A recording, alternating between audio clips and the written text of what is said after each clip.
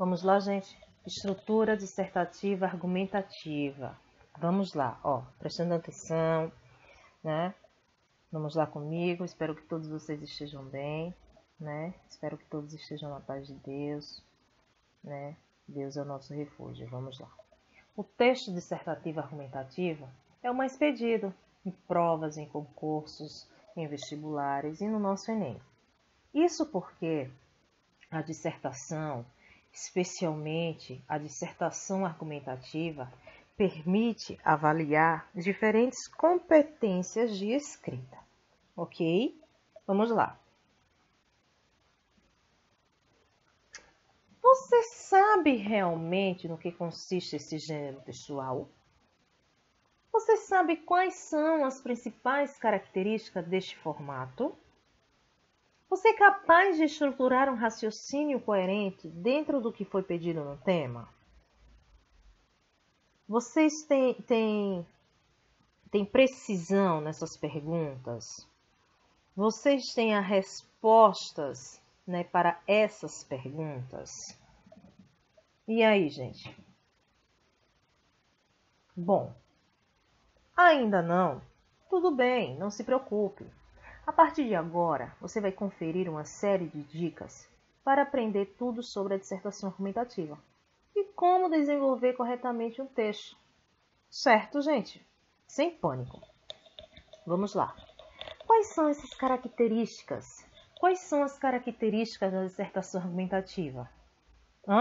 Vamos lá? Agora, prestando atenção. Na dissertação argumentativa, predomina a apresentação. De quem? De um raciocínio. Aqui, há uma defesa de ideias, há um ponto de vista, ou até mesmo questionamento sobre um determinado assunto. Certo? Então, na dissertação argumentativa, predomina a apresentação de um raciocínio, a defesa de ideias, de pontos de vista, ou até mesmo, né, questionamentos sobre um determinado quê? Sobre um determinado assunto. Ok? Vamos lá? Para produzir um bom texto, você deve conhecer o tema proposto, para conseguir apresentar aos corretores um argumento convincente. Não é isso mesmo? O seu texto ele não tem que ser convincente para que o corretor ele vá até o final e dê a sua pontuação? Então, além disso, é essencial que as ideias sejam bem organizadas, para não prejudicar a transmissão da mensagem. Gente, uma dica, assim que vocês terminarem de escrever, leia. Leia toda a sua produção, porque às vezes está faltando alguma palavrinha, alguma expressão, certo? Vamos lá. Como organizar a estrutura desse tipo de texto, gente? Vocês sabem? Gente, ó, tem que saber. A estrutura de um texto dissertativo argumentativo apresenta 3 partes: introdução, o desenvolvimento ou argumentação, né? E a conclusão. Introdução, desenvolvimento, conclusão. Gente, aí é o ponto principal. Você sabe que esse texto ele é organizado com essa estrutura: introdução, desenvolvimento e conclusão. A introdução é a abertura do texto, gente. Então, em poucas palavras, você precisa contextualizar o tema e preparar o leitor para os argumentos que serão apresentados posteriormente. É a abertura do seu texto. É aqui que você precisa contextualizar o tema, para que o leitor, né, leia o seu texto e queira ir até o final. Seja simples e objetivo. Todo texto ele gira em torno do seu início. Nele você apresenta o argumento principal do tema, dando ao leitor uma ideia geral do que ele vai encontrar adiante. No entanto, isso não significa que você deve teorizar muito. Gente, preste atenção. Vá direto ao ponto. Vá direto ao ponto. Quanto mais simples e objetiva for sua fala, melhor. Normalmente, a introdução, certo? Ela é entre 4 a 6 linhas. Isso, geralmente, no limite de 30 linhas. Isso é suficiente para apresentar suas ideias. E a partir daí, para o seu desenvolvimento. Para deixar sua introdução ainda melhor. Evite palavras difíceis e repetitivas, certo? Presta atenção. Lembre-se de que o leitor, ele deve terminar de ler as primeiras linhas e se sentir inspirado para continuar. Gente, capriche, mas com simplicidade. Cuidado com o exagero, principalmente em palavras que vocês não sabem o significado. Tomem cuidado com isso. Não queira mostrar um conhecimento que você não tem, com palavras difíceis. Se souber, ótimo, mas se não, seja simples. Faça indagações sobre o tema. Para ser interessante uma introdução, deve chamar a atenção de quem está lendo. Fazer perguntas é uma das formas utilizadas para deixar o leitor intrigado, para deixar o leitor curioso e interessado. Você pode sim usar esta técnica, mas tenha cuidado para não exagerar na dose, porque às vezes a gente acaba se perdendo, né? Mais do que 2 perguntas já deixa o texto cansativo e parecendo sem foco. Foque em 2 perguntas. Como eu já mostrei para vocês o modelo, 2 perguntas, porque aí no desenvolvimento você responde aquela pergunta, aquelas 2 perguntas. Não precisa mais, apenas 2. Gente, lembre-se também de que essas indagações não servem apenas para instigar o leitor não, viu? Elas devem ser respondidas ao longo do seu texto, certo? Para que a redação ela fique coerente e cuidado para não fugir do tema, certo? Para ela não fugir do tema, ok? Vamos lá. Deixe claro o seu ponto de vista. Gente, é comum o autor mostrar seu ponto de vista logo nas primeiras linhas. Essas frases, elas servem para antecipar ao leitor os argumentos que serão apresentados. Aonde? Ao longo do conteúdo, ao longo do seu texto, ao longo da sua produção. Meu povo, apresente ideias sólidas e evite comparações, principalmente com princípios que representam o senso comum. Geralmente, a quantidade de argumentos presentes nas primeiras linhas correspondem ao número de parágrafos que fazem parte do desenvolvimento. Vocês sabiam disso, né? Então, vamos lá. Gente, preste atenção. Cite dados estatísticos. Você também pode apresentar citações de personalidades relevantes e dados estatísticos sobre o assunto para situar o leitor na realidade e tornar a escrita segura e embasada em informações fatídicas. Entretanto, lembre-se de, se possível, citar as referências para dar credibilidade e autoridade ao texto. Gente, na hora de citar outras pessoas, lembrem-se de usar as aspas. A frase não é sua. O texto deve evidenciar isso, para não dar a impressão de que você roubou, plagiou, né, a ideia de outra pessoa, de outro autor. Se não é sua ideia, se não é suas palavras, põe aspa nessa belezinha, certo? Vamos lá. Evite gírias e clichês. Gente, não use gírias, não use clichês, não use chavões e ditados para embasar suas ideias. Gente, além de serem mal vistos pelos corretores, pode empobrecer o conteúdo da sua redação. Evite também palavras que não fazem parte do seu vocabulário, pois você pode se embaralhar, acabar se perdendo com o significado. Certo? Ó, essa dica também se aplica à contextualização de ideias. Essa técnica enriquece sim a obra, mas só deve ser empregada se houver segurança, se você estiver seguro no que você está fazendo, se você estiver segura com a velocidade das informações. Não adianta falar de A e falar de B se a ideia deles não encaixarem com o que você está falando. Certo? Tem que saber o que está escrevendo. Tem que saber o que Cazuza falou e você quer colocar uma citação dele com o que você está escrevendo. Você tem que entender, certo? Como você pode notar, começar uma redação não é tão difícil assim não, gente. Basta treinar, certo?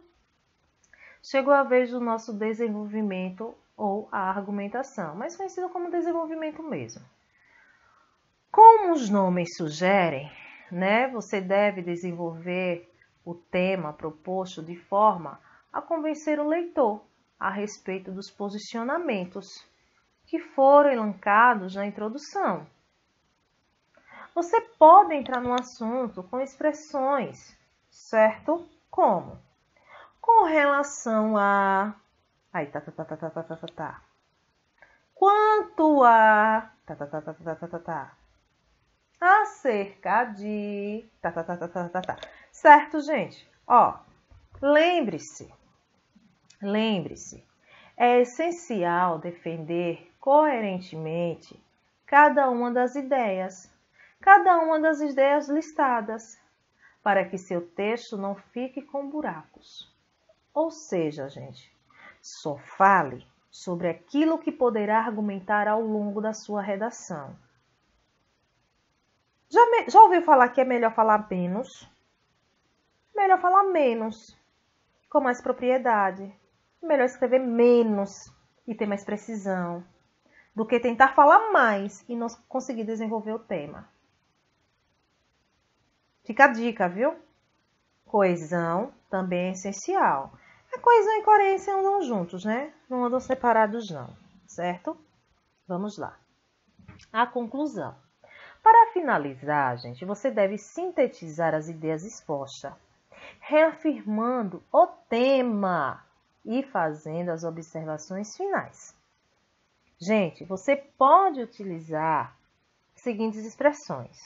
Sendo assim, percebe-se, então, os dados sugerem, portanto.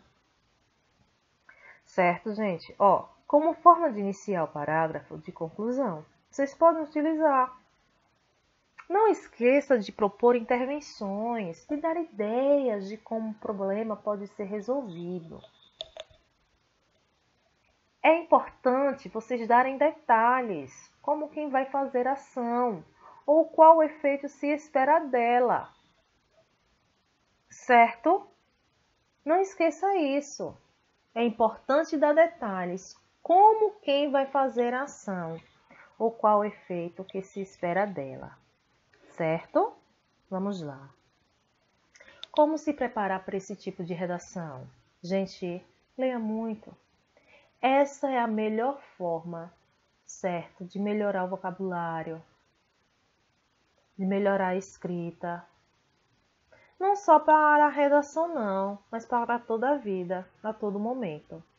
Também é importante ficar por dentro das últimas notícias, pesquisar, discutir os assuntos, para se aprofundar e conseguir enxergar os pontos de vista, certo? Assim você terá facilidade para treinar temas para se preparar, ok? O que fazer na hora da prova? Gente, preste atenção. Mesmo que você manifeste sua real opinião acerca do tema proposto, ou seja, a redação, ela nunca deve ser escrita em primeira pessoa, certo? Ela nunca deve ser escrita em primeira pessoa.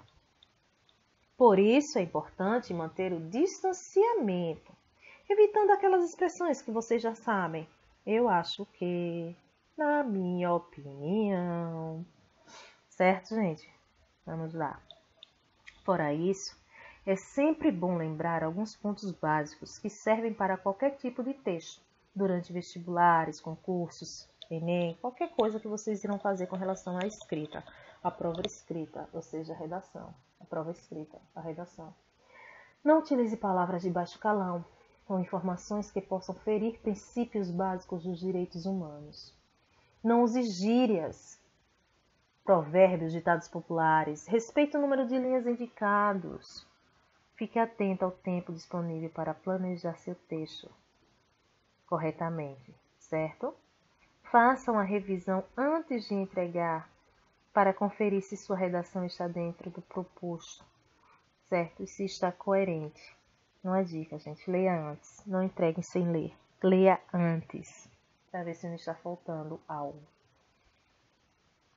Assim, gente, um ponto de vista, redigir atendo-se ao tema, argumentar, fundamentando com os porquês, iluminar o que se afirma com exemplos.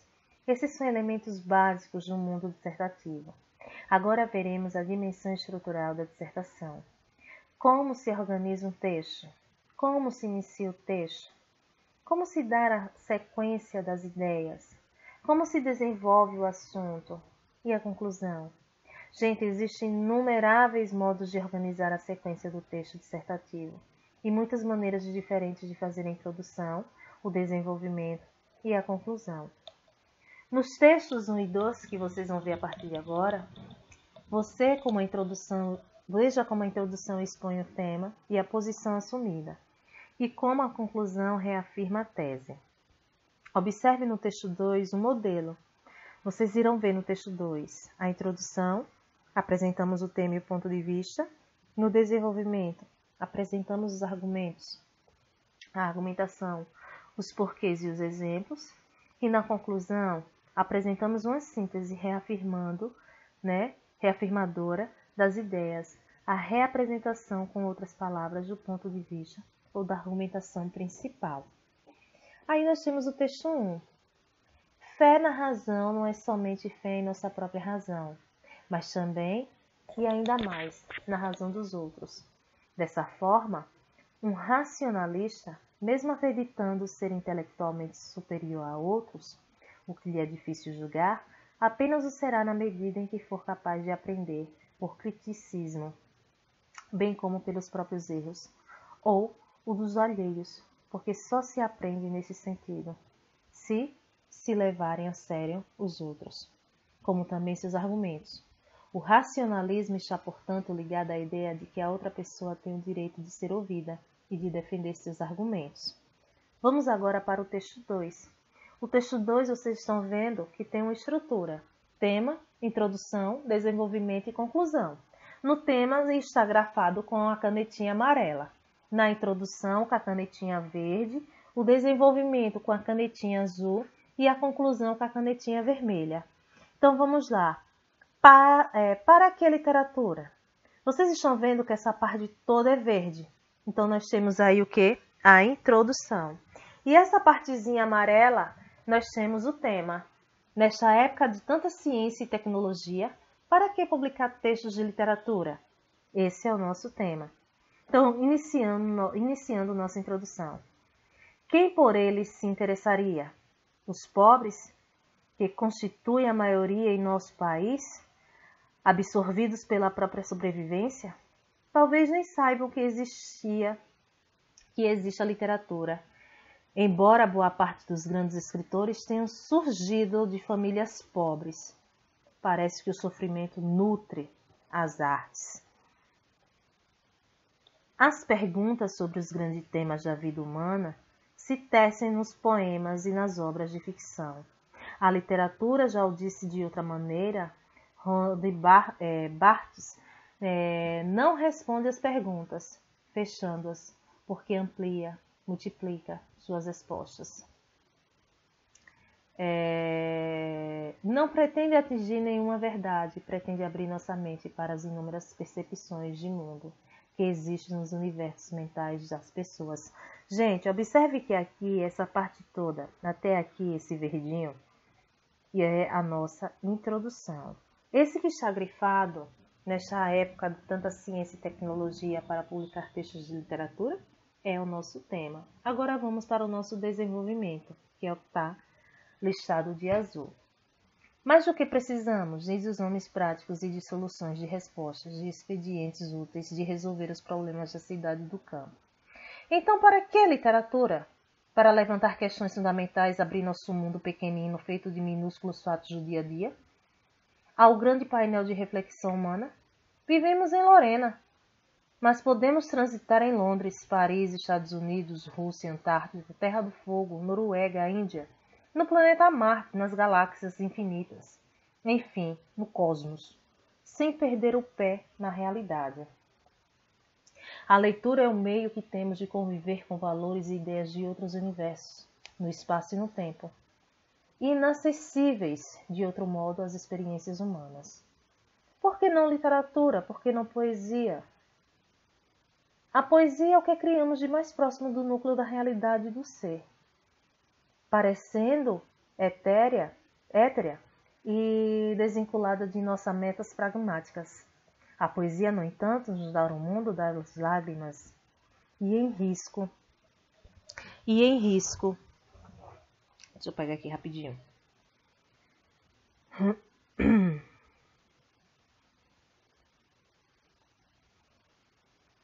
Em vida e morte, em angústia e esperança. O mundo em dimensão de humano. O poema ele recupera o ritmo das coisas, capta o alento e a respiração de todo, e os exprime palavras, coisas essenciais. Por vezes, a poesia invade nossa vida sob forma de uma criança, um palhaço, um bêbado, um louco, sob a forma de flor, de bicho, de árvore, de fogo, de beleza, enfim. Se isso acontecer, se formos capazes de reconhecer o rosto de nossa irmã poesia, nos pequenos ou breves encontros com as coisas, então estamos salvos do tédio ou do desespero. Observe que aqui, desse parágrafo mas, até esse parágrafinho aqui, é o nosso desenvolvimento. E chegou a vez da nossa conclusão. Cada um de nós, enquanto se torna receptivo aos grandes temas da literatura, o amor e a morte, a liberdade e o destino, o absurdo e o raciocínio, a iniquidade e a justiça, a angústia e o medo, o desespero e a esperança, a beleza e o grotesco, poderá encontrar em si o diálogo com as profundezas do ser e o silêncio diante do mistério. Para que literatura? Para termos o direito ao sonho e à garantia da realidade. Gente, perfeito, né? Então vocês observaram o que vem a ser o tema, vocês observaram o que vem a ser a introdução, o desenvolvimento e a conclusão. Gente, agora é só treinar. Vai ter uma atividadezinha para vocês na plataforma e é só vocês treinar, né? É só treinar, não tem para onde correr não. Bom, meus meninos, fiquem com Deus e até a próxima aula, se Deus quiser. Um cheiro, tchau, tchau. Lembrando, viu? Sempre eu tô batendo na mesma tecla. E estou com saudades de vocês. É verdade isso. Fique com Deus e até a próxima. Tchau, tchau.